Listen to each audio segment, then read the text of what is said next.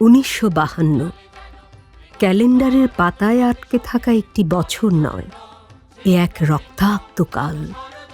দ্রোহ, জাগরণ আর আত্মপরিচয়ের স্থির মুহূর্ত।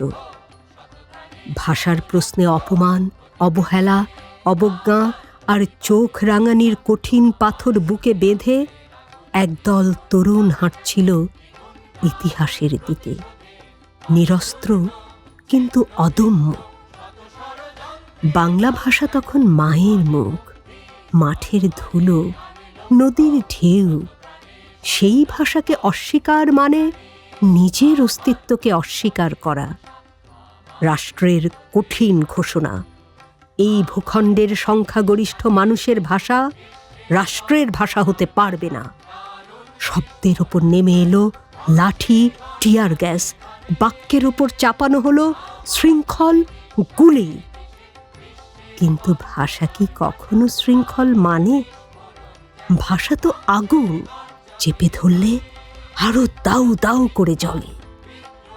ভাষা আন্দোলনের সক্রিয় কর্মী কবি আলাউদ্দিন আল আজাদ মৃত্যুকে মহিমান্বিত করলেন তাঁর স্মৃতিস্তম্ভ কবিতায়। এ কোন মৃত্যু? কেউ কি দেখেছে মৃত্যু এমন? শিয়রে যাহার ওঠে না কান্না, ঝরে না অশ্রু। হিমালয় থেকে সাগর অবধি সহসা বরং সকল বেদনা হয়ে ওঠে এক পতাকার রং। এ কোন মৃত্যু? কেউ কি দেখেছে মৃত্যু এমন? বিরহে যেখানে নেই হাহাকার, কেবল সেতার হয় প্রপাতের মোহনীয় ধারা। অনেক কথার পদাতিক ঋতু কলমেরে দেয় কবিতার কাল।